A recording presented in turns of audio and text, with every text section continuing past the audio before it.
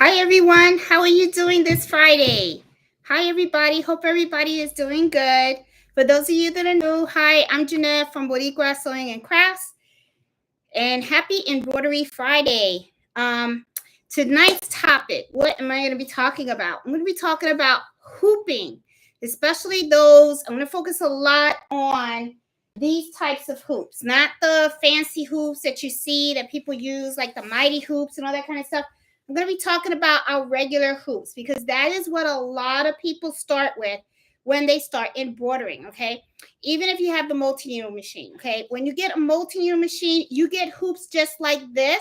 They just look a little different. As a matter of fact, I should have took mine out. Let me take it out so that you guys can see what they actually look like. Um, okay, but as you can see, here it is. It's almost the same. Okay, the only thing is that it just has these handles on the side, and it has a little screw right here, just like when you use a single needle machine. Single needle machines have these hoops right here. All right, so we're going to be talking about using these hoops. Okay, and the reason why I wanted to talk about these hoops is because they have other hoops out there to try to make hooping your items to embroider a lot easier, like the magnetic hoops and stuff. But those can be really, really pricey. And, I'm always conscientious about, the audience that I'm trying to teach. Okay. Buying an embroidery machine is very, very expensive. Okay. Like if you're looking at the SC1900, I'm going to say back in the day when I bought it, it was like $1,000. I don't know what the heck's going on now, but it's like prices are all up there. They're like rising like crazy. Okay. So right now, I don't even think you can get an SC1900 for $1,000. I think now you're going to be paying about maybe $1,100 or $1,200, something like that. Because I know I was looking this morning for one of the folks that that watched the channel reached out to me, and they're looking to buy another machine because they need a second machine for his business, and he wants to stay with the single needle. He really doesn't want to go with a multi needle right now. So I was trying to help him to price different machines that were a single needle that he didn't have to pay that big price for the multi needle. And I have to tell you, I was pretty shocked to find that the SC1900 price has gone up dramatically. And it's like, Amazon's prices have gone up. Even when I went to all these other like sewing websites, their prices have been hiked up. So I'm kind of like, okay, so, hey, inflation's up there. So everything's going to be going up. So anyway, um, because of that, I was like thinking, embroidery is very expensive. There are a lot of gadgets out there to try to make the process easier, but sometimes, your pocketbook can't stretch that much, right? So sometimes you just got to work with what you got. So for this hour, I wanted to talk about when you are using the hoops that actually come with your machine, okay? Um, and certain techniques that people use when they're using these hoops in order to embroider their items. All right. So, as if for those of you that have been watching me, you guys know that when I first started to do embroidering, I bought an SC1900. Okay. Now, the reason why I wanted to buy an SC1900 was because I just really wanted a better sewing machine. And I saw that that was a machine that had combo with sewing and embroidery. I never did embroidery before, so I just bought it just to see what it was about. So it's like a sewing and embroidery, a combo machine. Okay. Very much like you see the PE800. Now the hoop side that comes with the SC1900 is a 5x7. Okay. And when you buy that machine, this is the hoop that you get. Okay. And it's a really good hoop. I started with it. I actually use magnetic hoops, but I still use these also. Okay, they're very handy and they're really good. And there are certain ways that you can use this. And I wanted to talk to you about the different ways that people want to hoop. Okay, so what I'm going to be demonstrating on this hoop, because a lot of people that watch me usually have the PE800, or they have SC1900, or a machine that's very similar that uses hoops like this, okay? And this also applies to those folks that have the machines that have the 6x10. These hoops are usually the ones that come with your embroidery machine, and they usually come with a little screw, okay? Sometimes you see the screw on the side of the hoop, or sometimes you'll see it at the bottom. And all you do is unscrew this and you get like two pieces, right? So you have, this is your top piece, this is your bottom piece. The way you know that it's the bottom piece is because you have these little hooks right here, all right? So let's start talking about 6 ways that people use these hoops, okay? Now, I also have some samples here and stuff that I wanted to show you, so I kind of have it on the table, all right? So I am hoping that you guys can see, but as I am doing stuff, and I think you can, as I'm doing things, what I will do is I will make sure that I am describing exactly what I'm doing in detail, so that way you guys see exactly what I'm doing, okay? All right, so hooping, okay? When I first got my Brother SC 1900, one of the things that I did that a lot of people usually do, and I should have got something that I could embroider on or sewn on. Let me just grab a quick piece of fabric to show you guys. That's what I should have did, and I got one. Here you go. I'll just grab any. All right, so I'm not going to embroider on this, but just to show you how I hoop it, okay? So, like, one of the things that I do when you first do it, and a lot of people do this, okay, is they take the bottom of their hoop. Okay, let me get this stuff out of here so you guys can see. All right, they'll take their stabilizer, and this is just a piece of what is this? Oh my God, brain fart. Okay, no, all right, no, tearaway stabilizer, and of course you can use cutaway stabilizer also. Now, the difference between the tearaway and the cutaway is that the tearaway, of course, you can tear. Cutaway, you cannot. You have to take a pair of scissors and you cut around the embroidery, okay? So anyway, now I just take this, I put this down, and then I put my stabilizer on it, and then I would take my fabric, and when I first got the machine, I started using the Brother, when I got the Brother SC 1900, I started using tea towels, okay? But not the towels that you see that I embroider on now. I use the tea towels are much thinner material, very similar to the fabric that what I have here, okay? And then what I would do is I would, where I want the item to be, I would place the fabric on top of the stabilizer with the hoop underneath, okay? Now you want to open up your hoop too, okay? You don't want to have the hoop screwed up. You know, and then I would go ahead and look for the top. The top is where the arrow is. There's an arrow on here. Let me show you guys exactly, just in case you guys are new. Here's an arrow right here. You see it right there? That's an arrow. So that's the top, okay? So that should be pointing up. So then I would go ahead. Let me make sure I have this right, okay? All right, I don't have it right. Okay, so, and this is the part why I kind of stopped doing this, because you can see it's a little tricky. Because what's happening is that this, once you lay this down and then you put this on top, sometimes what happens is the fabric will shift, or the stabilizer will shift, or your hoop will shift as you're trying to stick it in, okay? That's one of the cons. But let me show you what I do so that it kind of helps prevent that a little bit, okay? Temporary heat is it. Temporary, I put temporary heat. Temporary spray adhesive, okay? Y'all know my English is a mess, okay? This is gonna be your friend. I'm telling you, it's gonna be your friend.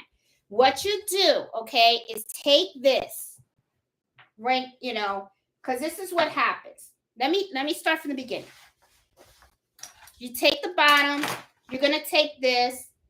You're gonna take this, right? You put it on top, and then what happens is you take this, and then you're trying to put this in here, right?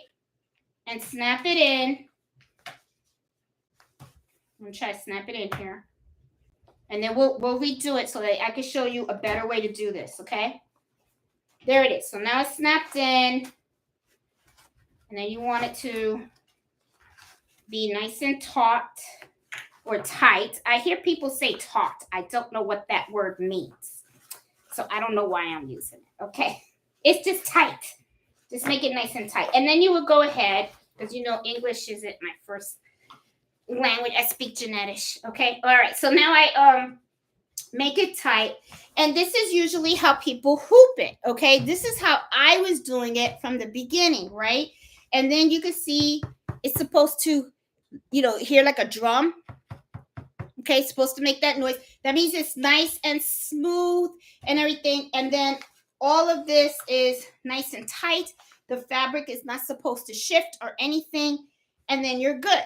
Now, what are the cons about doing it this way? Okay, that I have found. All right.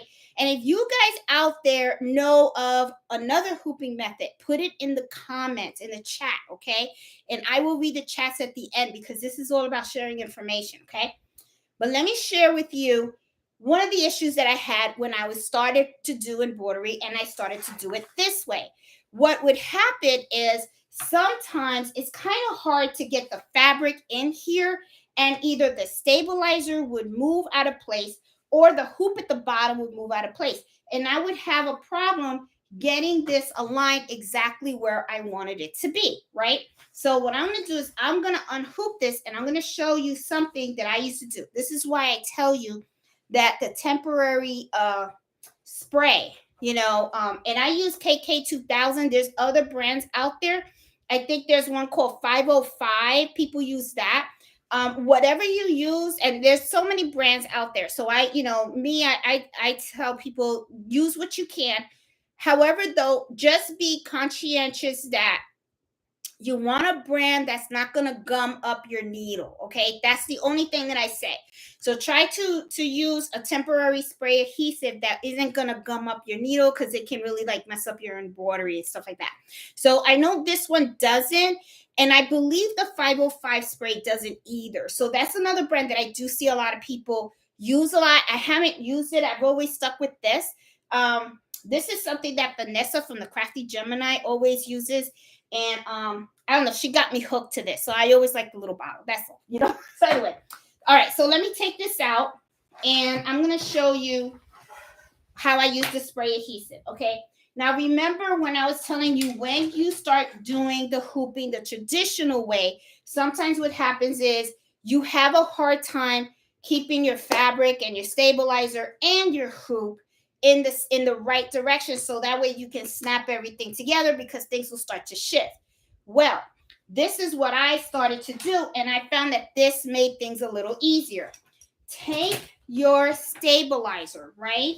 And then what I do is I take this, okay? And I'm not going to spray it, but this is what I would do. Spray it, okay? You don't soak it. You do it lightly, okay? You just spray it. And when you spray it, you're going to notice that it's a little adhesive in there, so it's a little sticky, okay? So then what you do is you take your fabric and you lay it on top of your stabilizer. Then smooth it out. What's going to happen is that the stabilizer is going to be stuck to your fabric. So you're going to know that these two, what the heck? Let me spray it so I can show you. I'm going to spray it. Okay, there you go. All right. Now I'm going to put it on. And I'm just going to do that. All right. So as you can see, it's stuck, right? So what's going to happen is this is two things that you have to worry less about, because it's not going to shift on you, because already your fabric and your stabilizer are kind of stuck to each other. So it's going to be a lot easier. So then what's going to happen is when I take the bottom of my hoop, right, all I have to do is just place this on top of the bottom of my hoop. And when I move my fabric to make it align, it's going to move the stabilizer too. Because what happens is the fabric and the stabilizer kind of stuck together, not on a permanent, it's temporary, but it kind of gives it that hold. So that way, when I said, okay, this is where I want it to be, let me move this somewhere better. Okay. Then what I can do is then I'm in a better place where I can just focus on putting it in. And then I put it on the top. Then I just put it in the bottom. There you go. Snap, snap. Well, it doesn't really snap, snap, but you know it goes in. Okay. There you go. And see, much easier. And it's much faster. Because then you don't have to worry about, did the fabric move? Did the stabilizer move? All you have to do is focus on the fabric and the stabilizer that's already stuck together. And then you go ahead and then you just put the hoop on the bottom and you snap it in. And you're good to go. Okay. And you got to tighten it. I didn't tighten it. Okay. So, but before you put it in the embroidery machine, always make sure that you tighten your hoop. Okay. That it's nice and tight. Okay. And stuff. So that's one trick that I wanted to share with you guys. Also, I use this on tearaway stabilizer. If you are using cutaway stabilizer and you want to hoop this way, you can use the spray as well. Just spray it on your cutaway stabilizer, put the fabric on top, just smooth it out. That way you kind of like have them stuck together, and then you can more easily do this type of hoop. Okay, so that is the traditional way, the regular way that people like to hoop things. However, though, sometimes certain things has its pros and its cons, right? Now, I already told you about one con, and sometimes it can be difficult in having the fabric, the stabilizer, and the hoop kind of like stay together in one place for you to be able to hoop it correctly, right? So I've already showed you that you can use temporary spray adhesive. There is another con to doing it the traditional way. Now, what it is called hoop burn, okay? Sometimes not all fabrics should be hooped in this way for the simple reason that sometimes it's thick or something, and when you unhoop it, what'll happen, and it won't happen here because this is cotton, but let's say you're doing something, you're embroidering on velvet. There you go, velvet, leather, vinyl. You might have this problem with that. What'll happen is when you take the hoop out, right, and you take out your item, see how where it kind of has the indentation? It'll have the indentation of where that top was on here. Okay, you probably can't see it too well in the camera, but trust me, you'll see the lines. So what'll happen is with hoop burn is that it kind of like, I don't want to say damaged it. I guess you could say that it kind of in a way damages the fabric or the material, but what'll happen is it'll have like a permanent line on there. Now, some people spray water on it and then they iron it out. Sometimes you can get that out, but there have been instances when I can embroider something, and when I've used this type of method, it ended up giving that hoop burn. And unfortunately, in some materials, can't get rid of the hoop burn. Okay, so that is where I'm going to talk about the second way that people actually use their embroidery hoops. Okay, now I'm going to peel this off. Okay, and I'm going to show you the way that a lot of people do is called hooping. Hooping is when you are just hooping the actual stabilizer, whether it can be cutaway, tearaway, or even sticky stabilizer. So what you're doing is you just take the bottom of the hoop, you put your stabilizer in there, and then you take the top of the hoop, okay?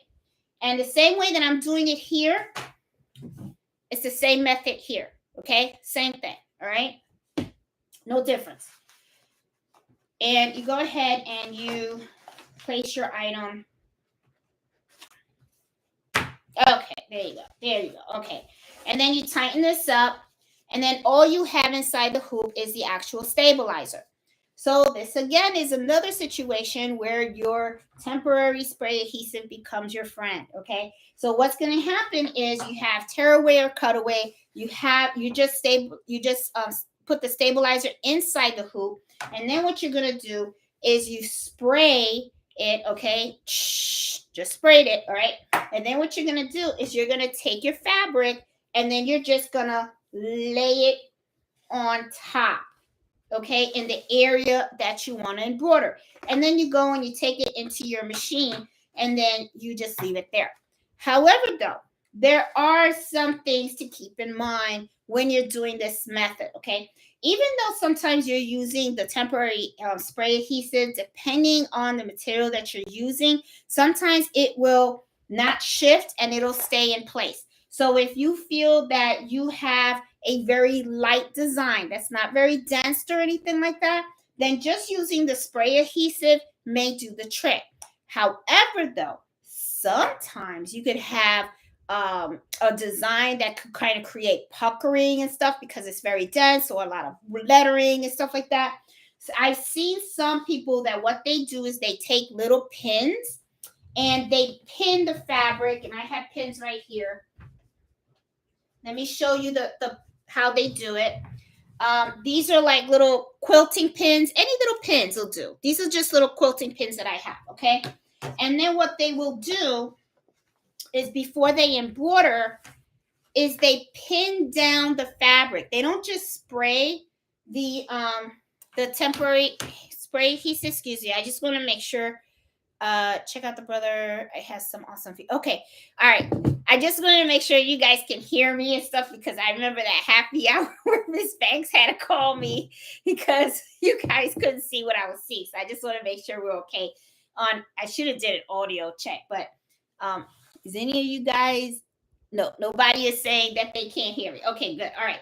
So what you do is you just take the pin and you're just gonna pin down the fabric and the stabilizer. Okay, now I'm going to put this up on the camera so you guys can see how I did this, so that you guys have an idea of what I'm talking about. See how the pin, see how I put the pin in and then it's coming out here, okay? You don't want to just put the pin in and then leave the pin. Look at the back, see? Okay?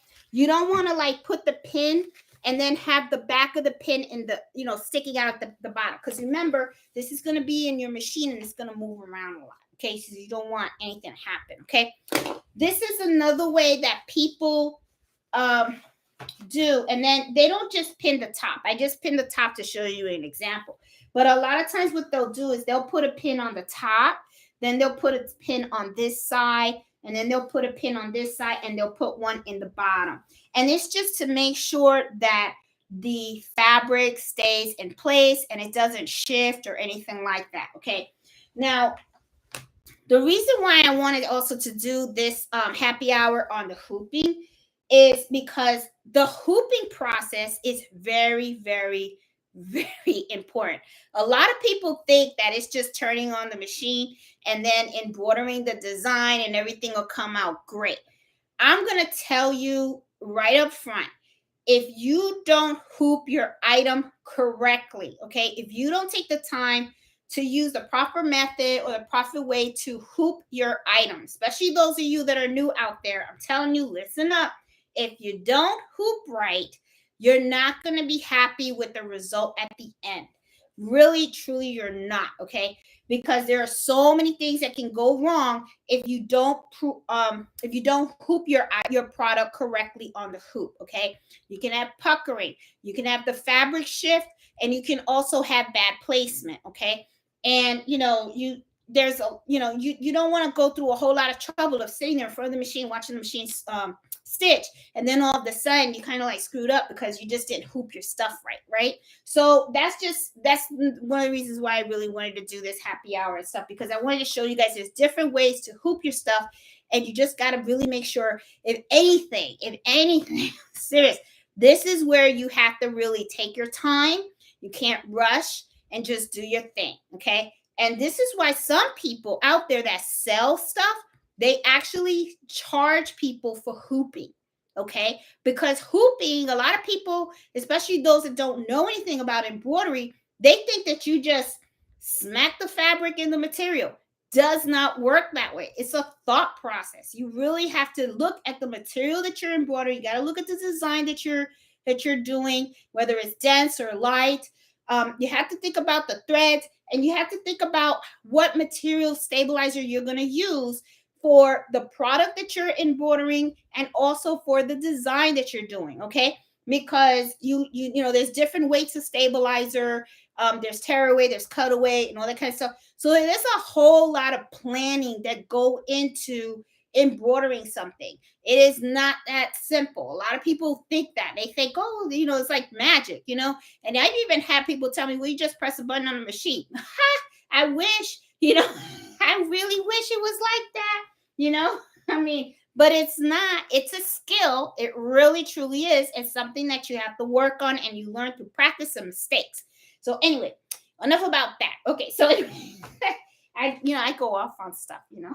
So anyway, so this is called floating, okay? Sometimes you have to pin the items down to make sure that the fabric doesn't shift.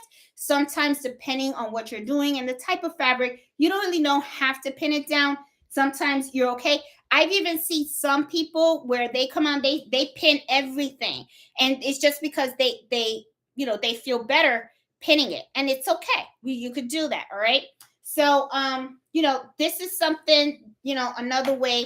Let me make sure I got my list. I want to make sure I don't forget any of it. Okay, so I already talked about regular hooping, okay, and we went over that. So that was number one. Got that. The floating, okay. There you go. All right.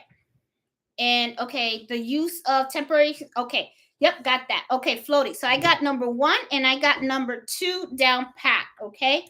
Now, let me take this out.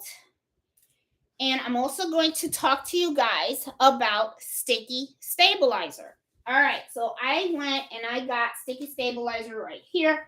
Now, sticky stabilizer. Let's have a little discussion on that. Okay.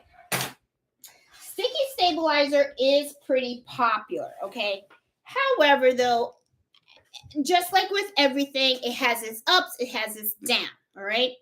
Sticky stabilizer is almost the same thing as when you are embroidering something and you use the float method, and what you're doing is you're using a temporary spray adhesive, okay? Now, when would you use this versus using this? The sticky stabilizer. The sticky stabilizer is much stronger, okay? It has a stronger hold than if you were to take temporary spray adhesive and spray it on the stabilizer, okay? Now, when you're using sticky stabilizer, you don't have to use the cutaway or the tearaway, because the sticky stabilizer is a stabilizer that comes with all the adhesive in it, okay? And it is super sticky. So I'm going to show you how I use the sticky stabilizer. Now, the sticky stabilizer is almost the same way as floating. Now, there is two methods that people actually use with sticky stabilizer. Sometimes they have the adhesive facing up. Sometimes they have it facing down, all right? Now, if you're using a multi-needle machine and you have this type of hoop, usually a multi-needle machine, you have like an arm that's something like this, okay? Where you can, there's space at the bottom, all right? Now, unless you have a riser, okay? A riser is something that lifts your single needle machine up, and then it has like a little space, gives you a little space underneath. A lot of people use that to do like big items, big bulky items, okay? Then you could use the upside down stabilizer method, okay? But let me show you how I usually do this, and I do this with my dinner napkins, okay? I take my sticky stabilizer facing up, okay? Because I'm doing this facing up, because I want to show you how I do the dinner napkins. This is how I hoop, okay? Hoop from the top. And let me unscrew this at the bottom. put this in. Okay. All right, hold on. Give me a minute. There we go. Man. Okay, this one's giving me a challenge. Okay. All right, here we go. Come on, let's get in there. Come on, don't be a baby. There you go. There. All right, so sometimes you just gotta, use a little muscle. All right. So let me tighten this up. Okay. Now, when I do my dinner napkins, I usually take my sticky stabilizer, and this is the part that the sticky stabilizer is up. Okay. Now, the way you could tell is because when you touch it, you're going to feel that one side is super soft and the other side is very paper-like, okay? And you're going to see, I don't know if you can see, I don't think the camera shows you. This is kind of shiny in a way, okay? But it is, okay, there you go. You can see a little shine there, I think, okay?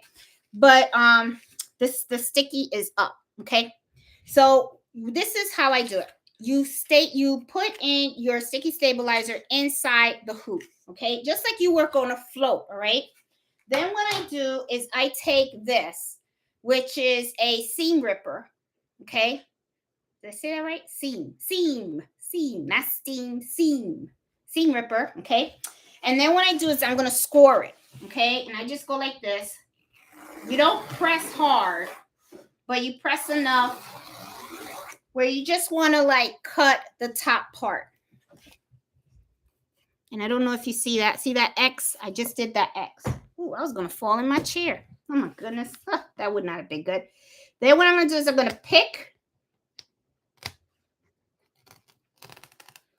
Okay, see how I'm picking? And then look, right here. All right, this is the tape, the paper.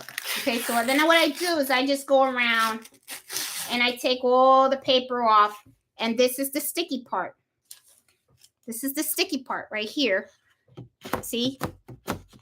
And this is like really sticky. Now, what's the good and the bad about this? I'm going to tell you. This is super sticky. Sometimes there are going to probably times when there's certain products, when you use it on this, when you go to remove the stabilizer, it's kind of hard to take it off because of all the adhesive on there. So I usually use this for laptop cases and lunch bags. Lunch bags, sometimes it's a little easier to get it out. I just take cotton of alcohol and then I rub it around. But then, the lunch bags are kind of like insulated and they're kind of plasticky. So it comes off a little easy. When you have fabric like cotton and stuff like that, it's like, it's hard to get it off. Okay. Now, I do this with my dinner napkins, but usually what happens is when I place my dinner napkins on here, I don't place them. When I put them on here, I usually like do corner, right? And when I place them, I just gently pat on them. I pat it down. I don't smooth it out like real like hard or anything like that, okay? Now, I do smooth it out hard if I'm doing like a tote bag or something like that. Then I'll do it real hard because I can't afford for that tote bag to shift. But when I'm doing dinner napkins, you're talking about a piece of cloth that's very, very lightweight. And I just want to make sure that it doesn't shift or anything. And I don't want to bother with pins or anything like that. So I use the sticky stabilizer. I just put it on top and I lightly put it on. And, as you can see, I guess, I'm going to fall out of this chair. Okay, so as you can see, well, if it's really sticky, I don't know if you can hear it. But it's really sticky. It's on the sticky side.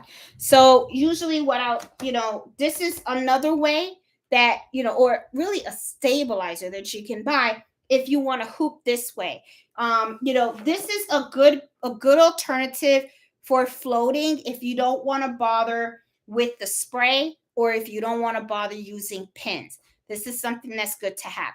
But like I said, just be aware that sometimes the sticky stabilizer can be very, very, very sticky. And then what ends up happening is it can stay stuck to your item. So it's just something that you should be aware of, okay?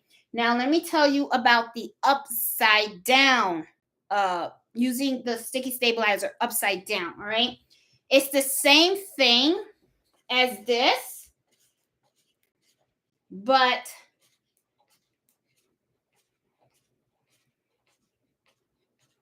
okay, hold on. I'm opening this. It's the same thing as this, but what happens is instead of the sticky part facing up, what we're going to do is we turn it around and we're facing it down, okay? And then you put the item on top, okay? And then sometimes what people do is they'll put the sticky stabilizer upside down, or they'll put the fabric on top of it, and then they'll do it this way. Let me put it together so that you guys have an idea or a view. I don't just want to like say it and then then you guys are like, huh? What's she talking about? Okay, let me put these together. All right, here we go. All right, so I got okay. These can be tricky to use these, but when this is all you got, this is all you got. You got to deal with what you got, right? Because those other hoops, they're expensive. They are expensive. Okay, so let's talk about the upside, okay? Sometimes what people do is they'll have a bag, right? And they need a hoop, a bag, right? And they want this to be sticky, and they'll like put the bag underneath, all right? And then the bag will be stuck to all this sticky stabilizer over here. And then they'll embroider on top. That's what they do. I've seen people do that. I personally, I never done it. I just never saw the need for doing that one. But just so that you know that there is an upside down method to using the sticky stabilizer. Okay. Sometimes people do that. And then another way they do it is, this is another way they've done it. It just crossed my mind of how I saw people do this. Okay. They take this. Let me do this again. Here we go. All right. There we go. I'm going to be real good at the end of the night on how to use these things again. Okay. This is the sticky stabilizer. The sticky stabilizer is at the bottom, right? So sometimes what will happen is if they have a bag or fabric, they'll just do it and they'll put it right here, right? And then it's like this sticks to the bottom of the item, right? And then they just cut a hole of where they want it to embroider, okay? And then they'll put the tearaway stabilizer underneath. Tearaway or cutaway, they'll put it underneath, okay? And then they stick it in the machine. Now, I don't think you could do this on a single needle. This is just a method that I saw some people do on the multi-needle machine, okay? On using these. But I never had a problem with hooping bags the other ways, but I don't know, I've seen them do it and it works, but like I said, just know it's out there. It's another way you could play around with it, see if it works for you. Okay, so that's the upside down stabilizer. Okay, now let me also show you about something else that I saw. I saw this and I thought this was pretty neat. Someone had showed me this. All right, enough with the sticky stabilizer. Okay. Now, let's go back to the tearaway stabilizer. All right. Now, there have been times when you could be embroidering very, very thin fabric, like let's say satin fabric, something that's satin, or something that's very, very thin, delicate, right? And you want to embroider it. Now, when it comes to those type of fabrics, you never want to embroider something that is very dense. You always want to make sure that your embroidery design is very light for the simple reason of puckering. Someone, though, had showed me a trick on how to embroider those types of items. Okay. Now, this is not floating. This is actually hooping the actual fabric with the stabilizer. Okay. So let's say I have the bottom. Where's the bottom? Okay, this is the bottom. So I have the bottom. Here's my tearaway or cutaway, right? I'm putting that in here. And then this is what they do with the top. I saw people use sports wrap. Okay. Now, what do they use the sports wrap for? All right. I'll show you what they did. They use this so that they wrap the edges of this hoop. Okay. And this is like a tape, sports tape.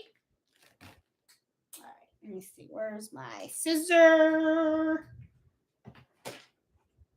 Okay, hold on. Let me grab scissor. Got lots of scissors. There is no way that I can say that I don't have a scissor in this room. Okay, so anyway, just cut a piece. Okay. And then what you do is on the side of your hoops, you wrap it around.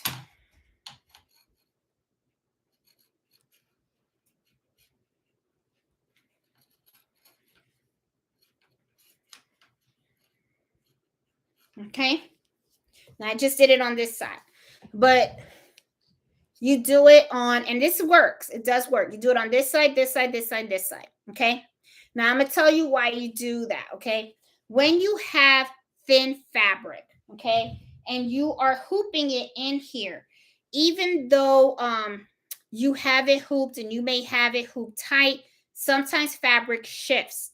So to prevent the fabric from shifting, you use this. And what it does is it kind of gives it a better secure at the end. And I'm going to show you. Okay, so I'm just going to do it with this side. And I'm going to put this in here. And I don't know if you guys have heard of this method, but and there's another way to do it too. Okay, so, all right, so I'm going to put this here. Put this together. I'm going to take this. I'm going to put it on here. I'm going to hoop it. Do I have it open? Make sure I have it open. There you go. There you go. There you go. Okay. Then I'm going to close it. All right. Now, I just want you guys to understand, okay? What'll happen is because you have this kind of like grips the end of the fabric a little tighter, okay? Than if you just have this right here. So this kind of just gives it a little extra like hold, all right? So that when you are embroidering, this does not move inside of it, okay? Because sometimes you have fabrics that can be pretty slippery, all right? And then that's the case. That's when I have seen the method where people use this to actually put around the hoop just so that they can make sure that that fabric doesn't shift around. And that way they can go ahead and embroider and they have like better confidence that the fabric isn't going to move. Okay. Now I saw another way that you can do this if you don't want to use this. Okay. And the other way is using basting, I don't know if it's basting tape, double-sided tape. Okay. Double-sided tape is another good friend. Now, this one's a little too thick for this. They do sell them smaller. I think I have one that's smaller. I think I do. No, I think that's sewing. Yeah, I think I have sewing tape. But anyway, let me show you how to apply this, okay? Now, I'm just going to put a little bit just so you guys can see how to do it, okay? I got this trick from John Deere. John Deere gave this trick, okay? Instead of using this, okay, and I'm going to take this out. Okay, just going to take this out. Of course, I'm going to save it because y'all know I'm cheap. I don't throw out anything. Okay, so anyway, what you do is all the way on the side of here, okay, on the side here, and even on the side here, just take it and put it there, okay? And then just he puts it all on the side. Now he does it all the way around, but I'm saying just put it on here. You really don't think I don't think you have to put it all the way around, but I would just put it on this side, and then I would put it on this side, and then peel off the thing, and then, oh, it's not going to let me because it's too thick, but you got to get one. There it is. Oh, okay, I got it. There you go. So you got the tape on this side, okay? Now this tape, let me tell you, it'll last you for about like 3 to 4 hoopings. You know, it's not like a one-time use. Well, it's really the same thing with this. It's not a one-time use either. It will last you for a couple of hoops and stuff like that. But what this does is really the same thing that if you were using the sports tape, okay? What happens is when you go ahead and you're hooping this with the tape on here, what's going to happen is it's going to secure that fabric in place. All right, so that way, put it in there and start. Here we go. Here we go. There you go. See, you got it in there. And I got to be honest with you, I kind of like the double-sided tape method better, okay? Because it's much more stickier. It's much more stickier, and it's just, you know, I feel like it holds it a lot stronger than if you were to use this. But if you have this at home, give this a try, you know. But yeah, and then you have that here, and it just holds the fabric in place on all the sides. You can do it all the way around if you want, or you can just do it on here, but it just gives your fabric a better hold in the hoop. That's all it is, okay? And stuff. So, and then, you know, some people might be concerned, oh, you know, you dirtied the hoop. These hoops are washable. You can use them. I mean, I've heard, I saw someone on Facebook said that all they did was they took their you know, some people have used alcohol. Some people have used Go-Go Gone. I really don't care much for Go-Go Gone. I just find that's greasy. Like, I don't know. But that's just my opinion. You know, it's a lot. I know a lot of people use it, though. But I just felt it was greasy for me. So, and I heard somebody just use Dawn dishwashing liquid, and they just soaked this because, you know, it's plastic. You just soak it in and just wash it away, and it'll come off, okay? And you know, you can use alcohol, and look at how, look, see, even me taking it out, look at that. Look at the hold on that. That's good, because that's what you want. You want it to hold. And then you can just take it out, and this double-sided tape does not damage your fabric at all, okay? Because you see the tape is still on here. Can you see it? I don't know if you can. But yeah, you see a little bit there. See? It's still on there. And then when you're done, you can just peel it off. You know, you can just, oh, it broke. Okay. Oh, that's fine. All right. But you can take this, put this in Dawn, and it'll come right off. Okay. So that's just another way to do that. Okay. And this is a pretty neat way. I mean, this really works wonders. It really does. It can get a little messy. That's the little con that I kind of find with the double-sided tape. You know, some people don't like dirtying their hoops and all that kind of stuff. But to me, I look at it as, hey, if it's going to give me the awesome output that I need after embroidering, put that double-sided tape on there. I'll worry about cleaning it up after, you know, and stuff like that. So, all right. So that's the basting tape and using that one. So that's number 4. Okay. All All right. Let me talk to you also about the 5 and 6 is about placement hooping. Okay. All right, let me just check both of these out. Let me talk to you guys about placement hooping because some people have commented on some of my videos and also like on Facebook and stuff like that. Like, how do you know where to put your embroidery on a shirt? Okay. Now, this is the thing that I highly recommend that you do. Okay. When you have a design that you want to embroider, you should always print it out. Okay. Now, the way you would print it out is that you would use your embroidery software. Whatever embroidery software you're using, whether it's in Brilliance or Sew What Pro or Hatch or whatever it is that you're using, there is a function out there for you to be able to print. And when I say print it, is that it's going to print out the actual design of the embroidery that you're going to do. All right. So the reason why I say you're going to need this to print it out is because this is what you're going to use to make sure that you know exactly where you want your item to be placed on the shirt. Okay. Now, one of the things that I do want to say out there is, unfortunately, you have your machine. The machine already comes with some great designs. It does already come with some fonts. A lot of these machines already have built-in designs and fonts. And, and those are great for you to get started and all that kind of stuff. But when you start to really dive into embroidery, like it or not, you're going to have to end up investing in some type of embroidery software because that is where this kind of thing comes in hand. Okay. There is a lot of different embroidery software, software out there. They have Sew What Pro. I use in Brilliance, but I'm a Mac user also. Okay, so please take that into account.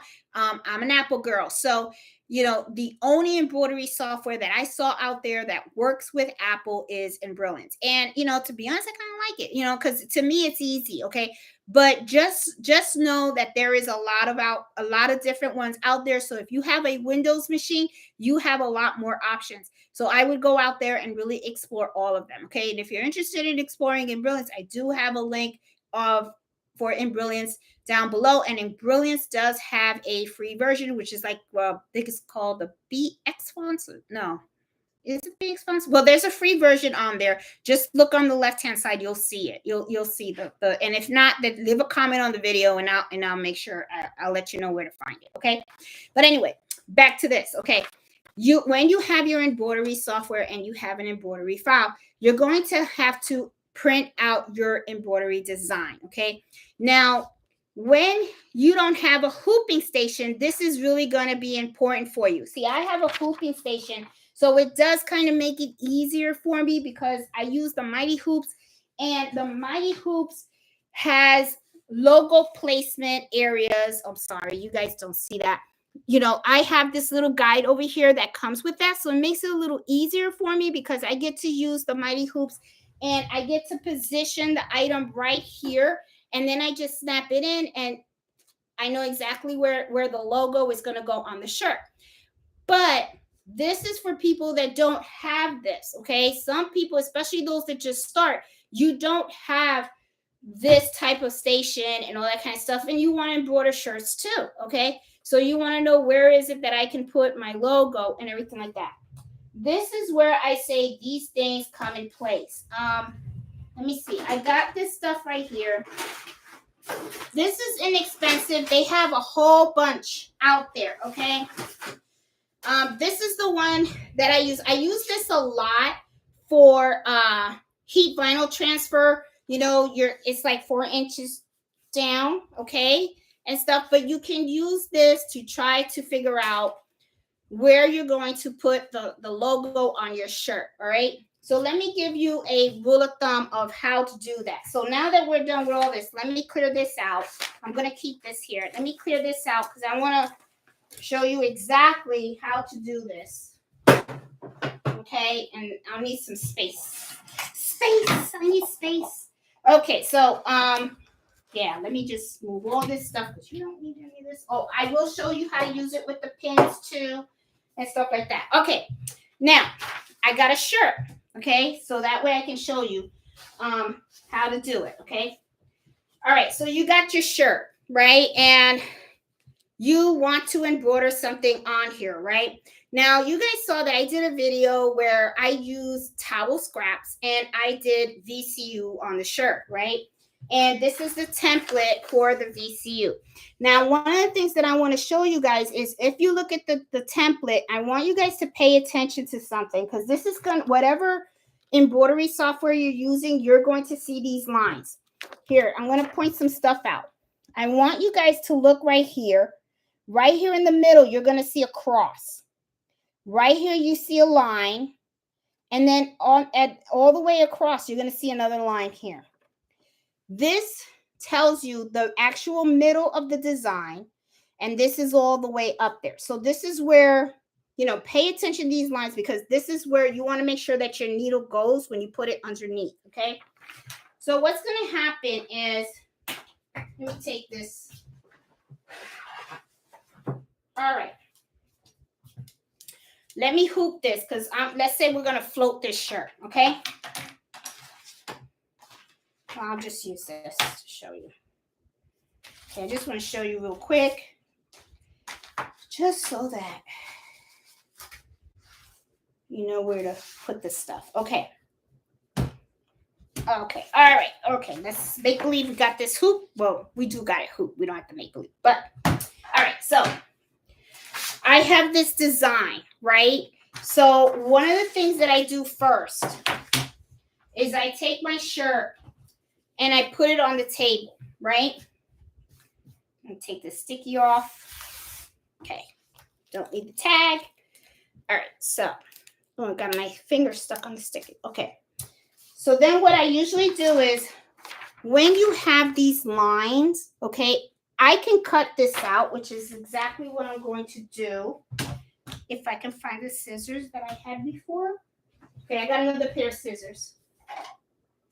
That is one thing. Oh, there it was. That's one thing about me. I'm never short of scissors, okay?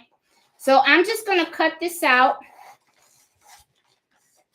Okay?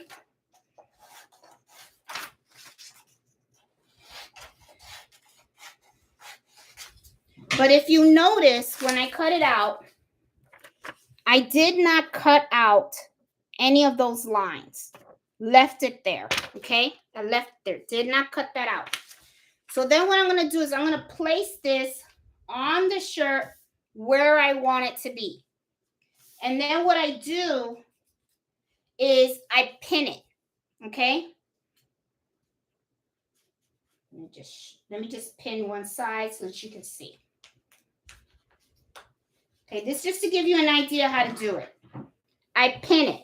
So now I know this is where I want it to be. Logos. Logos. Always think of the bottom of the shirt. The bottom of your sleeve. Right here. Okay. Your logo should not go past this area. Okay. What I usually do is I'll take a ruler and I'll put it right underneath. And there I know. Okay. And then also, it's supposed to be a couple of inches. I don't even know what that is. I got what? 3 inches down.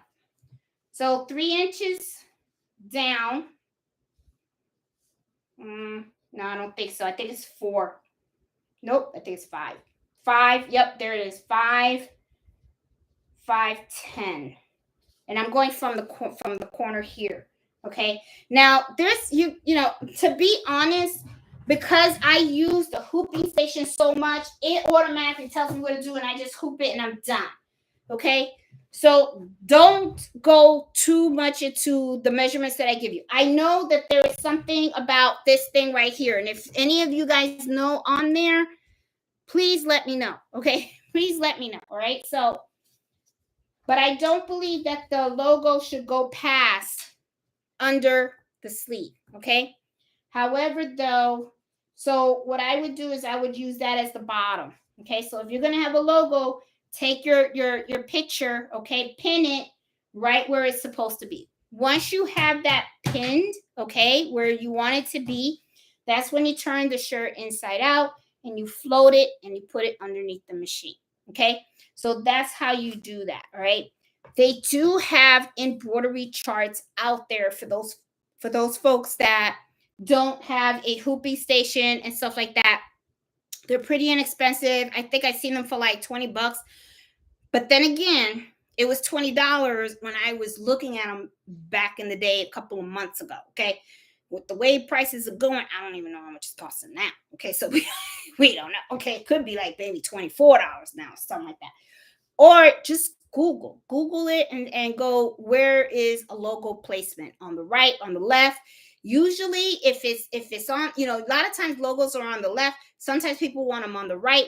If they give you a placement on the left, just use the same measurements and just put it on the right. It's just the opposite. You're just going from the right to the left, and then you just use that. Okay. So this is just how I would do it. Okay. If I was doing a shirt, and sometimes if you can't get, let's say you have a big design, you can't get the whole thing in the 5x7 hoop, then just, pin it all down. Okay. Cut your letters, cut your letters in threes. Okay. And that just means that you just have to hoop your shirt 3 times and then make sure that each letter is aligned. That's all you have to do and stuff. And you just have to. But like I said from the very beginning, guys, your product is really gonna, it's the hooping counts. The hooping is important. It truly is. That's the beginning of embroidery. Taking the item and hooping it the correct way with the right stabilizer and taking the time to make sure that the fabric is in good shape and is solid for that machine to start hitting it. Because if you don't take your time in the hooping process, trust me, at the end, after everything is said and done, you're not going to be happy with the way things look. Okay. So hooping is very, very important. And that's why a lot of people charge for it. I told you, some people do. They do sometimes some people do flat out $5 hooping fee because they know that that's a lot of work. They have to actually focus on that. You got to plan out the project and all that kind of stuff and everything. So that is what I have, and it is 9. It's 9 o'clock. Okay, so I'm gonna go through the chat because I want to see if anybody has anything that they want to share, regarding hooping and all that kind of stuff, or if you guys disagree or know of a better way that I've been doing something that you guys know, let me know. Okay, so I'm gonna say hi to everybody. So I see Shirley and Tracy and Sassy. Hey, Robin. Hey, Donna. And stuff. Hey, Iris. Hey, Norma. I see Barbara. Hey, Tammy. How are you? Hey, Jacqueline, Eartha. I see Cheryl, Donna.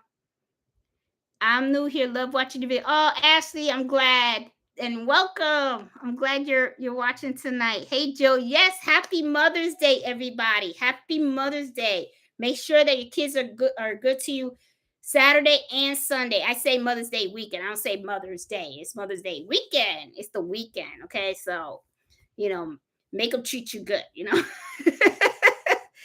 Hey, Miss Banks and Miss Banks. I am so glad you are here. I wanted to share you guys.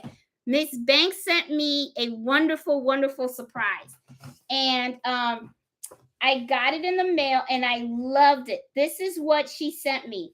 She did all of the brother thread spools, okay, for me. And she did it this way. I put it in little plastic protectors, but let me take them out so that you guys can see them better. Love it.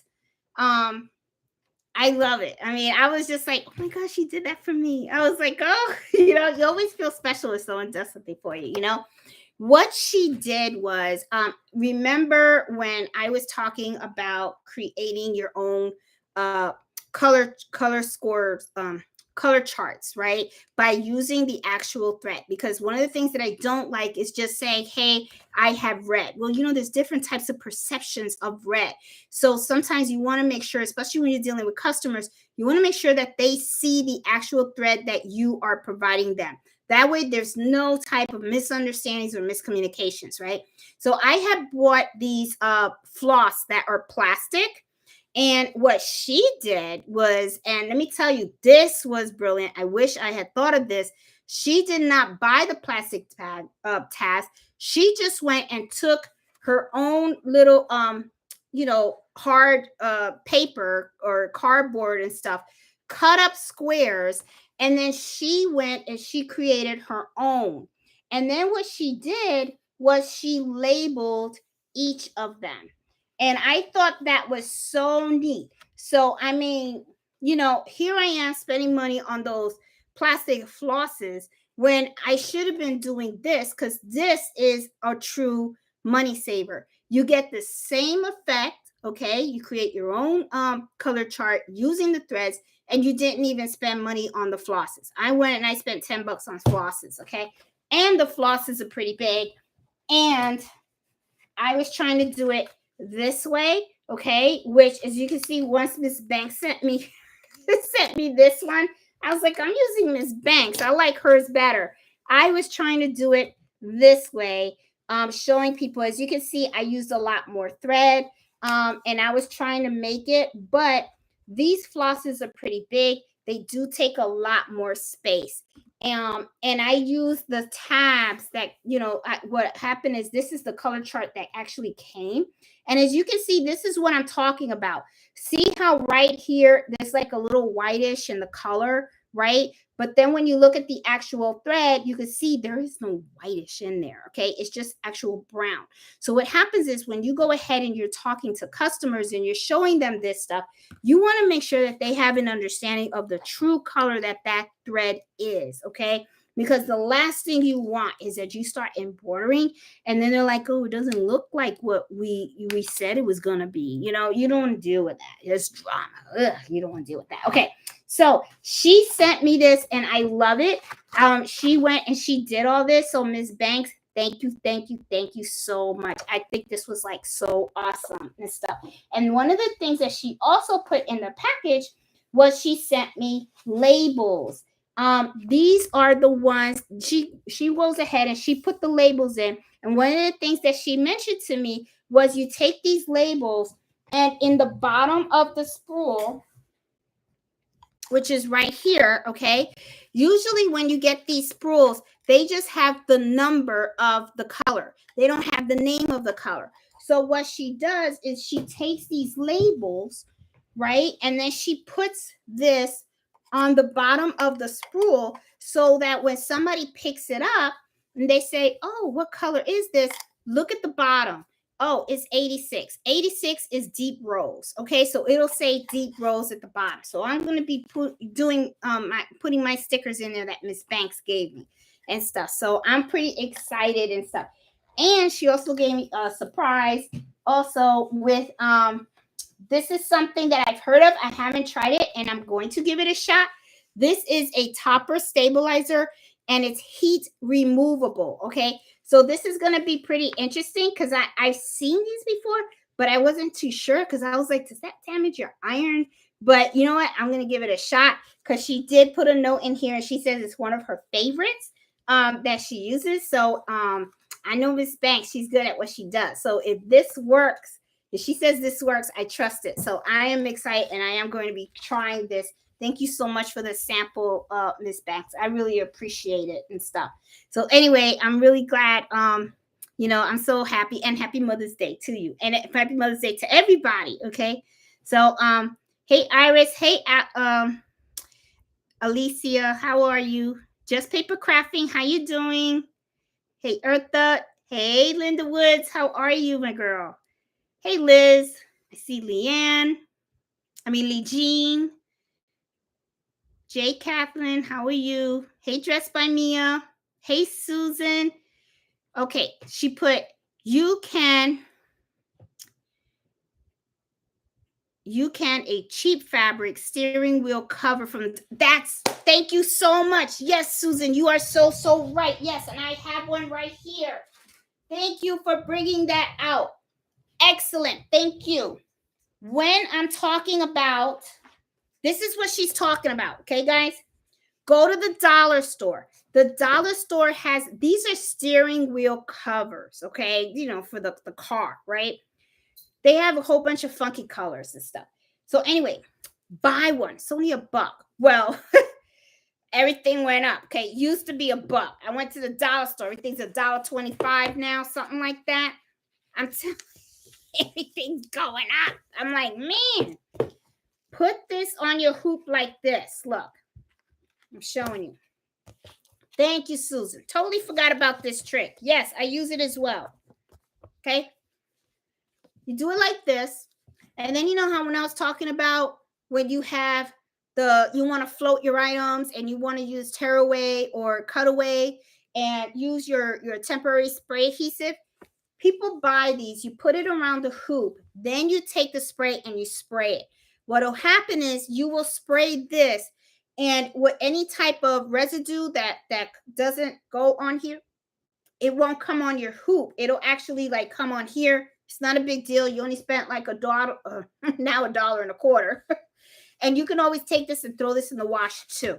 Okay, so it helps to protect and keep your hoop from getting dirty as well. Susan, thank you so much for mentioning that. Yes, it's something that I do as well. Totally forgot. So this is a trick that a lot of people do. Okay, so thanks. Does that interfere? Okay, no. Hey, Jacqueline here. No, this does not, because what it is you put this on just to spray. Once you finish spraying, take it off the hoop, and then you take the hoop and then you put it in the machine. It doesn't interfere with the machine at all. It's just so that when you spray, it doesn't get on the hoop and get it dirty. That's all. It just helps you to keep your hoop a little cleaner. That's all and stuff.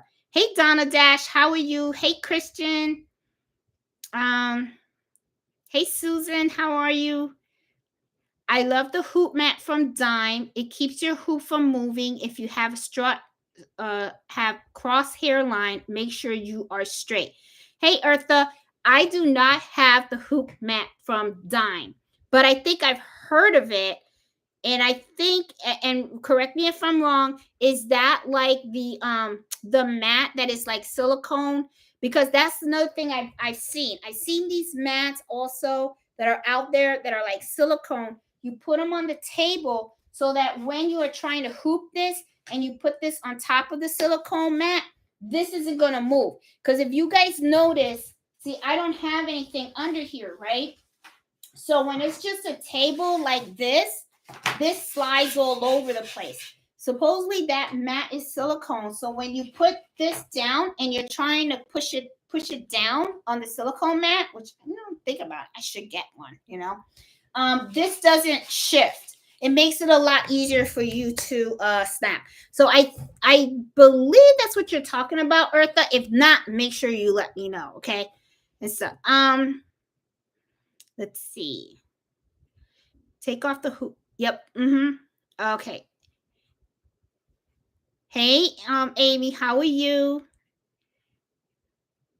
Not super productive here. My Racoma showed up this week, but somehow the shipping carrier took the stand.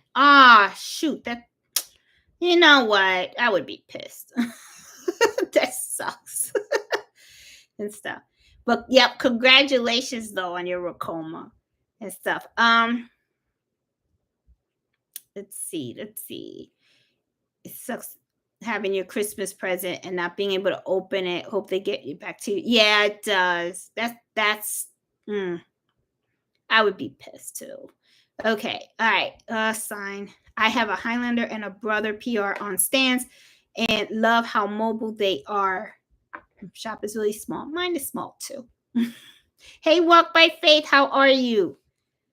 Hey, Gladys from Puerto Rico, how you doing? Let's see. Anyone else has shoes or, suggestions or anything? I don't actually embroider. I just like to chat and hang out. That's okay.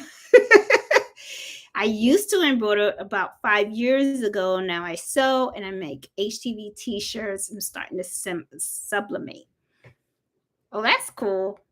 And so I do sublimation also. I haven't gotten into the sublimation like I should, though. You know what I'm saying? The reason being is I I don't know. It's just so unforgiving. But I got to get into it because I bought the machine, so I got to get into it and stuff like that. So, you know, um, let's see. Sometimes I find it difficult to pin in the hoop.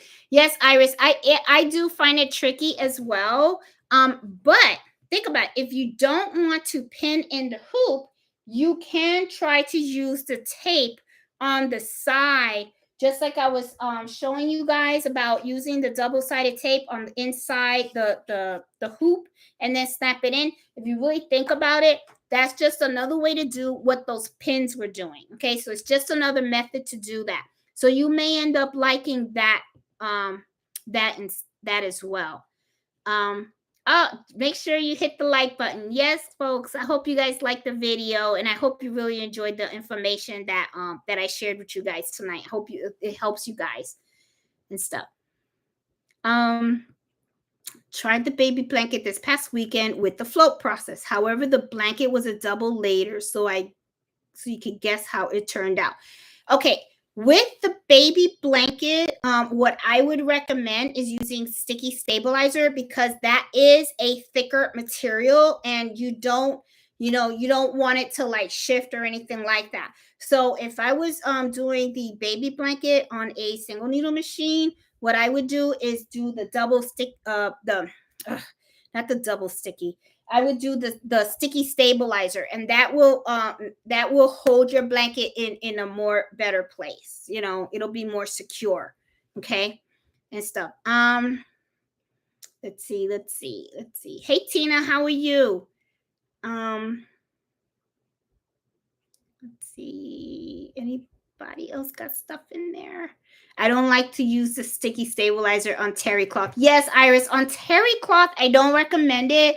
I usually use well, see, the kitchen towels that I sell are mostly for decorative use. They're not really for like to actually draw your towels, right? So it's really just decorative. So because they're decorative, I use tearaway on it. And then what I do is I put Tender Touch on the back of the towel so that it just gives it a neater look in the back. That's what I usually do. Okay. So yeah. Yes, the dinner napkins, I do the sticky stabilizer. Jay Carmen, but like I said, don't press down on it too hard though, because sometimes when you're peeling off the dinner napkin from the sticky stabilizer, sometimes the sticky stabilizer leaves a little residue in the back, and you may have to like spray water on it and stuff like that to get it off. I don't like to pre-wash my stuff. I don't like putting water on my stuff because I feel like if you do, you can't really like sell it like new. I always don't like to, I don't want a chance of dirtying it and stuff like that, especially if I'm selling it. So, yeah. So let's see what else we got over here. Hey Tina, that's what they say. They didn't spend all the money. Just look at it.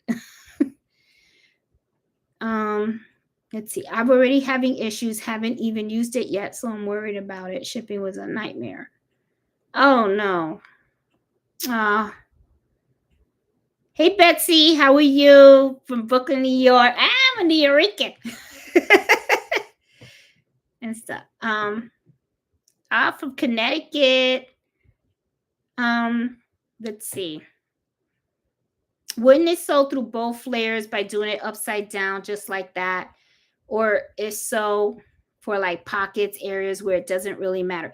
It does sew through the both layers. I mean, I have to be honest. I've seen people do that, and I think they do the upside down stabilizer because they're doing it mostly for bags and stuff like that, and they just want to make sure that the bag doesn't shift.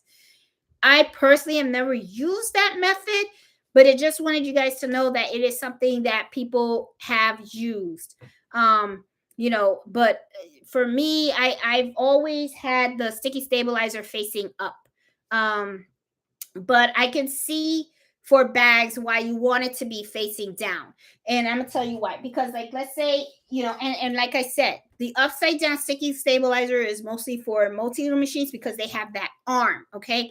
Now, if you have a tote bag, the tote bag, when it comes to, all right, let's say you're doing a multi-needle. If you have Well, this is really small. I picked the small one. Oh well. But anyway. Oh, here it is. Let me get a bigger one. All right. These are the hoops for the bags. Oh, I mean for the bags. For the multi-needle machines. Okay. So as you can see, you can't really like put a bag inside here. Okay. It's not like this. It's not like this you can put inside a bag. This you can't, for the simple fact that it has the little handles here. So if you put the stabilizer upside down, what happens is you're actually putting this on top of the bag. And then you kind of like push it down. And that way, when this moves, the bag will move with it. Okay. And the arm of the multi-needle will go in here. Okay. So that's why people do the upside down for it. Me personally, I have the mighty hoops. No, you can't put it in because, well, I think what it is too, you could do it like this. I think it's because of hoop burn. You don't want to put the hoop burn in because you can't do that. The mighty hoops don't give you hoop burns. That's why I like the mighty hoops. But I'm going to tell you something. Those mighty hoops are very, very, very expensive. I mean, I have a lot of them, but you know, every mighty hoop you're talking about like $150 a pop. Okay, like they got some for 130 or something like that, but you might as well say it's 150. Okay, because they're like almost all 150. So that's one. So when I count all the ones that I got, I'm like, damn, that company got rich off of me, you know. And then your mighty hoop, the station, and all that kind of stuff, very, very, very expensive. So like I said, sometimes you don't have that money to be spending on these expensive gadgets and stuff like that. You just got to work with what you got. So I could understand why people do the upside down stabilizer when it comes to these things. But these are the hoops that come with the machine. It's just regular traditional hoops and stuff. And they work. They work. I do. Have I used them? I use them. I use them once in a while, but not often. I mostly go to the mighty hoops because I do have one mighty hoop in every single size they have. So a lot of times when the mighty hoops are just faster because they're magnetic and they really do hold good and stuff. But that's a lot of the mighty hoops that I have for the 6-needle machine. I have some for the 10-needle, but not all the sizes. So if I have to use my 10-needle machine, then I will pull these out for the 10-needle machine and then I'll use it and stuff. Because I don't think I'm going to shop for many more mighty hoops for a while. Because like I said, expensive. Okay, so hey, Crafty Patty. Hey, Trisha, how you doing?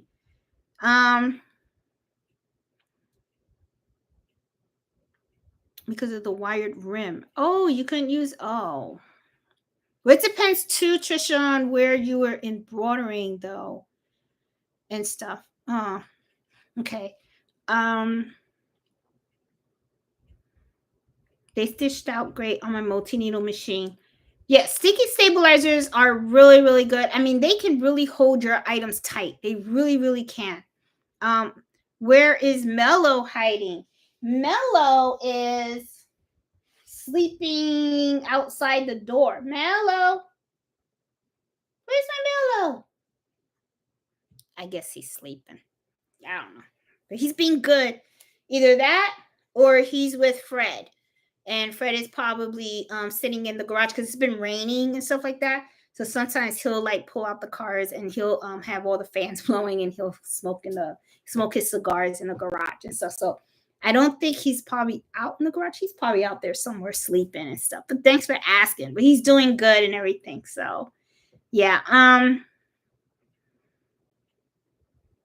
Very good. There you go. Yep. Yes, the mom entrepreneur. Yes, she has some videos on how to do the reverse hooping and stuff. I've seen several YouTube videos. Yeah. Let's see. Anybody else? Great tip: double-sided tape or sports tape for satin fabric. Wow. Hey, Joanna. Yes, that. It works. It really does. Because the thing is, sometimes you want to prevent that puckering. And if you can do that, that's one of the best ways to do it. And so, because you really want to make sure that your fabric is really well adjusted in that hoop. Because like I said, the hooping is everything. If you don't do the hooping right, then I don't know what you could end up. You know what I'm saying? You may not be too happy with it. Hey, Miss Holmes. Great information. Happy Mother's Day. Creative latest tonight. Oh, thank you. Appreciate it. For your do you always use white bobbin thread? Yes, I do. And do you put tender touch or anything in the back? I do put tender touch, Trisha. I do. I try to cut it down. I do squares, and I use the heat press for my tender touch because I saw somebody put on the Facebook group. They're saying sometimes their tender touch comes off.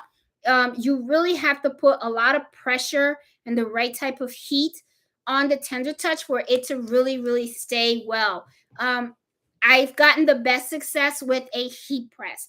And I think someone had put down that they put 325 for 30 seconds and then they wait a little bit and then they do it again. It's really about the pressure. You really have to put the amount of pressure. That's one of the reasons why, I don't really, I stopped kind of using the Cricut heat press because I mean it's a great product and it gives you the right amount of heat. But the thing is, it's the pressure part, and that's where those heat presses that you see a lot of folks use, like the one I have back here, those are really great because not only does it distribute the even heat, just like the Cricut press does, but the thing is that once you clamp it down, it puts the right amount of pressure. So that way, everything kind of like, is solid. You know what I'm saying? So sometimes when you're doing especially a lot of stuff and you're putting the pressure on yourself, sometimes you may put a lot of pressure on one item and then not too much pressure on the next item because you get tired. You're using your arms and you're using your weight. So yeah, but yeah, I do put the tender touch on the back afterwards and stuff. Let's see. I got my riser somewhere online. I don't use it now. I got a bigger machine and it doesn't fit the new machine. Eartha, if you're not using it anymore, I would probably, why keep it? Honestly, if you're not using it, think about selling it. Put it on Marketplace or something like that. And I bet you somebody will buy it and stuff. Because, if you can, because that's one of the things too. Don't if you go through your craft room and you see there's certain things that you don't use anymore and stuff, sell it, because a lot of times sometimes you have something that's a lot better. Like right now you said you got a bigger machine, so you prefer to use your bigger machine. If you're not going to use the riser on the small machine, sell it, get some of that money back and stuff. The magnetic hoop. Yes, the magnetic hoop for the SC1900 is pretty awesome, but it's pricey too. I mean, the magnetic hoop, I think they run about $50 to $80. I think they have two magnetic hoops. They have the reposition, which is the 5x12, and I got a video on how to do that on the channel. On how to work that, and they also have a magnetic hoop for the 5x7. Both are great. They're really good.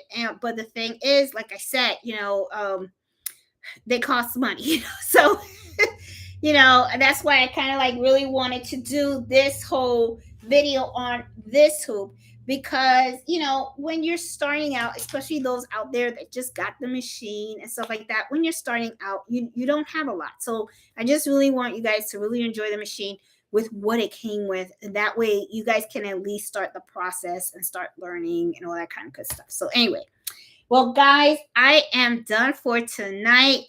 Wait an hour and a half and stuff. And, I'm really, thank you so much for spending Friday with me. I hope that you guys really, really liked the video. And if you did, please give me a thumbs up. If you have any questions, comments, please put them on the comment section of the video and stuff. And, as always, I always religiously every day, I always try to see what new comments are out there and I try to answer them. And all of them, I make a point to answer every single comment. And if you guys have questions or need help or anything, please just feel free to reach out. I'm here to help out in any way I can. So I really enjoy spending Friday with you guys and stuff.